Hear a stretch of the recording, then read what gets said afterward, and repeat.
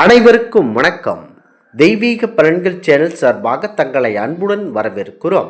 இன்று நம் காணொளியில் காண விரும்புவது பாரம்பூர் சிவபெருமான் அவர்களை நாம் எப்படி அறிவது என்பதை பற்றி இந்த காணொளியில் பார்க்கலாம். வாருங்கள் காணொளிக்கு செல்லலாம். மறக்காமல் ஒரு சப்ஸ்கிரைப் செய்யவும். சிவனே பரம்பொருளாகவும் எல்லா முகமாகவும் விளங்குகிறார். எந்த பெயர் சொல்லி கடவுளரை அளித்தாலும் அது சிவபெருமானே. சிவனே பரம்பொருளாக எல்லாவுமாக விளங்குகிறார். எந்த பெயர் சொல்லி கடவுளரை அழைத்தாலும் அது சிவபெருமான் தான். எந்த ரூபத்தில் எப்படி வழிபட்டாலும் அது நம்முடைய சிவனே. எந்த தினத்தில் எந்த தேசத்தில் இறைவனாக உணரப்பட்டாலும் அதுவும் சிவபெருமானே. சிவமே குரு, குருவே சிவம். குரு சிவம் அறியாதது, குரு அறிய சிவம். சிவம் உணர குரு. இது பின்னி அமைக்கப்பட்ட ஒரு சூட்சமமாகும். ஆலயம் 3 வகைப்படும்: வித்யாலயம், மடாலயம், தேவாலயம். 12 திருமுறைகளும் பின்வந்த எண்ணற்ற சிவ நூல்களும் கொண்ட இடங்கள் அல்லது கற்பிக்கப்படும் பள்ளிகள் வித்யாலயம் எனப்படும். ஞானிகளும் குருமூர்த்திகளும் தங்கி இருந்து அருளாட்சி செய்வதும் ஆலயம். மடாலயம் மற்றும் ஆன்மாக்கள் தெளிந்து விடப்படும் வகையில் ஈசனை நோக்கி விரையும் வகைக்கு மகாதேவன் ஆங்காங்கே பல வடிவங்களில் குடிகொண்டுள்ள ஆலயங்கள் தேவாலயமாகும். ஈசனின் அருள்தன்மை அளவிட முடியாதது. இவர் பல திருப்பெயர்கள் கடந்து உலக உயிர்களை காக்கிறார். இனி சிவனின் பல்வேறு வடிவங்களை, புராண விவரங்களை இங்கு அனைத்துமாக தமிழக மக்கள் உணர்கிறார்கள். 64 விதமான வடிவங்களை எடுத்த சிவபெருமான் உலக உயிர்களை காக்கும் பொருட்டே அவைகளை எடுத்தார் என்பது இந்த இடத்தில் புலனாகிறது. சிவபெருமான் பாரம்பூர் சிவபெருமானை அறிய ஆழ்ந்த பக்தி, தியானம், யோகா மற்றும் ஆன்மீக பயிற்சிகள் அவசியம். அவர் எங்கும் நிறைந்தவர், அருவமானவர், உருவமானவர். அவரை உணர்த்துவதற்கு ஓம் நமச்சிவாயா என்ற மந்திரத்தை உச்சாலேயே சிவலிங்கத்தை வழிபடுதல், திருமந்திரம் போன்றவை சைவ நூல்களை கற்றல், குருவின் வழிகாட்டுதலுடன் தியானம் செய்தல் மற்றும் அன்பே சிவம் என்ற தத்துவத்தை புரிந்து கொண்டு அன்பை பெருக்குதல் மூலம் சிவபெருமான் பரம்பொருள் நிலையை கண்டிப்பாக உணர முடியும். ஓம் நமச்சிவாய எனும் மந்திரத்தை கூறி சிவபெருமானை அடைவதற்கான எளிதான வழியாகும். தியானத்தின் மூலம் உயிரின் உள்ளே இருக்கும் சிவத்தை உணர்ந்து சிவஞானந்த நிலையை கண்டிப்பாக அடையலாம். அன்பே சிவமாவ தாரும் அறிந்தபின் அன்பே சிவமாய் அமர்ந்திருந்ததாரே என்ற திருமந்திர வரிகளின்படி அன்பே சிவத்தின் வடிவம். அன்பை வளர்ப்பதன் மூலம் சிவத்தை கண்டிப்பாக உணர முடியும் என்கிறது சாஸ்திரம். சிவபெருமானின் தத்துவத்தை உணர்ந்து அதன் மையமாக விளங்கும் சிவத்துடன் ஒன்றி நிற்க தியானம் மற்றும் யோகா பயிற்சிகள் உதவும். இது ஆன்மாவை சிவபெருமானிடம் இணைக்கும். சிவபெருமானுக்கு தேன், பால், தயிர், முக்கியமாக தண்ணீர் கொண்டு அபிஷேகம் செய்வது, வில்வ இலைகளால் அர்ச்சனை செய்வது அவரது அருளை பெற கண்டிப்பாக உதவுகின்றன.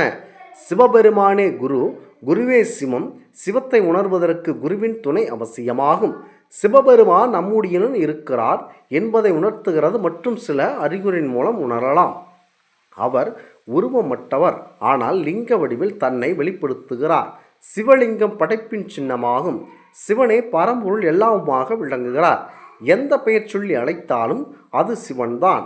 அவர் எல்லாவற்றிலும் இருக்கிறார். காலத்தால் வரையறுக்கப்படாதவர். இந்த வழிகளை பின்பற்றுவதன் மூலம் சிவபெருமானின் பரம்பொருள் நிலையை உணர்ந்து அவரின் அருளை பெற்று கண்டிப்பாக ஞானமடையலாம் என்பது இதற்கான முக்கியமான ஒரு அறிகுறியாகும். சிவபெருமானை மனதில் நினைத்து கொண்டு முக்கியமாக அவரை வழிபட்டால் அவரே நம் கண்முன் தோன்றி மற்றும் நன்மைகளை வாரி வழங்குவார் என்கிறது இந்த சாஸ்திரமாகும். சிவபெருமான் முக்கியமாக சிவனை வழிபடும் சமயத்தில் ஓம் நமச்சிவாய என்னும் மந்திரத்தை கூறி வழிபடுவது நல்லதாகும். சிவபெருமானை அடைவதற்கு ஒரே வழி என்னவென்றால் சரணாகதி ஒன்றே வழியாகும்.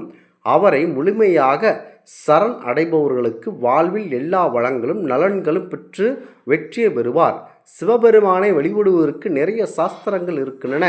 சிவாலயங்களில் வழிபடுவதற்கான முறைகளும் ஏராளமாக இருக்கின்றன. அவர் நினைத்தால் ஆக்கவும் முடியும், அழிக்கவும் முடியும். ஈசனை எப்படி வழிபடுவது என்பது பற்றி முக்கியமாக தெரிந்து கொண்டு செயல்பட்டீர்கள் என்றால் வெற்றி உங்கள் பக்கம். சிவனின் கோயிலில் நுழைந்தவுடன் நமது கண்ணில் பிரம்மாண்டமாக தெரியும் கோபுரம் ராஜகோபுரம் எனப்படும். அதனை தெய்வ வடிவமாக எண்ணி வணங்கிவிட்டால் கோவிலுக்குள் நுழைய வேண்டும். கோவிலுக்குள் வர முடியாதவர்கள் கூட தூரத்தில் இருந்தபடியே கோபுர தரிசனம் செய்வது இறைவனை வணங்கியதற்கு சமமாகும்.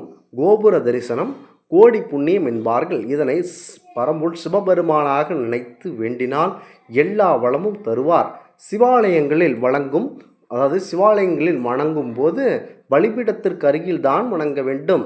அதன் அருகில் சென்று கீழே விழுந்து நமது உடலில் உள்ள காமம், கோபம், பேராசை, பற்று, அகங்காரம் ஆகியவற்றை அந்த இடத்தில் பலி கொடுத்துவிட்டு இறைவனை வணங்கி செல்ல வேண்டும் என்பதற்காகவே இந்த பலிபீடம் அமைக்கப்பட்டிருக்கிறது. முக்கியமாக பலிபீடத்திடம் அனைத்து தீய எண்ணங்களை பலி கொடுத்துவிட்டு பரம்பொருள் சிவபெருமானை மனதில் நினைத்து வழிபட்டு சென்றீர்கள் என்றால் அனைத்தும் வெற்றிகரமாக முடியும்.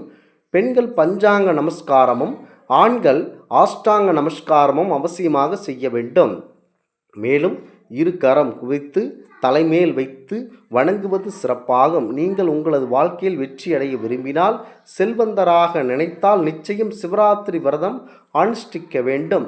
அவ்வாறு அனுஷ்டித்து வந்தீர்கள் என்றால் சிவபெருமானை நித்திரையில் காண்டு அவருடன் பின்னி பிணைந்து அவர் உங்களுக்கு வெற்றிகரமான வாழ்க்கையை அமைத்து தருவார். கொடிக்கம்பத்தில் தான் கோவிலின் திருவிழாக்களின் கொடியேற்றம் அதை ஊர் முழுவதும் தெரிவிப்பார்கள்.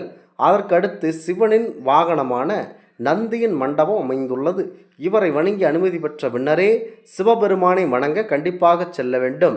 சன்னதி முதலில் அருள்வாளிக்கு முழு முதற்கடவுளான பரம்பொருள் விநாயகப் பெருமானை வணங்கி அவருக்கு முன் தோப்புக்கரணம் கண்டிப்பாக போட வேண்டும். அடுத்து மூலஸ்தானத்தில் உள்ள சிவபெருமானை ஒரே சிந்தனையுடன் வணங்க வேண்டும்.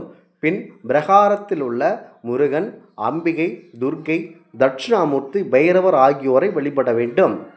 கடைசியாக இறைவனை தரிசிக்க வரும் பக்தர்களின் கோரிக்கைகளை கணக்கெடுக்கும் சண்டிகேஸ்வரருக்கு முன்னின்று வந்தேன் வந்தேன் வந்தேன் என இறைவனின் தரிசனம் கண்டேன் கண்டேன் கண்டேன் எனவும் மெதுவாக கூறி இரு கைகளையும் மெதுவாக தட்டி நன்றி சொல்லி கண்டிப்பாக வெளியேற வேண்டும். கோயிலை விட்டு வெளியே வரும் பொழுது சிறிது நேரம் உட்கார்ந்து பிரார்த்தனை செய்து கொண்டு விட்டுதான் வர வேண்டும். பின்பு மறுபடியும் கொடிக்கம்பத்திற்கு அருகில் சென்று வடக்கு நோக்கி தலை வைத்து, பெண்களாக இருந்தால் 2 கை 2 கால் தலை ஆகியவை 5 உறுப்புகளையும் தரையில் படியும்படி பஞ்சாங்க நமஸ்காரம், ஆண்களாக இருந்தால் உடல் முழுவதும் தரையில் படும்படி சாஷ்டாங்க நமஸ்காரம் செய்துவிட்டு வெளியே வர வேண்டும். இவ்வாறு செய்தீர்கள் என்றால் பரம்பொருள் சிவபெருமானை நீங்கள் அறிய முடியும். இந்த ஆன்மீக தகவல் உங்களுக்கு பிடித்து இருந்தால் தெய்வீக பலன்கள் சேனலை கண்டிப்பாக சப்ஸ்கிரைப் செய்து கொள்ளவும். மீண்டும் ஒரு நல்லதொரு காணொலியில் உங்களை சந்திக்கிறோம். நன்றி, வணக்கம்.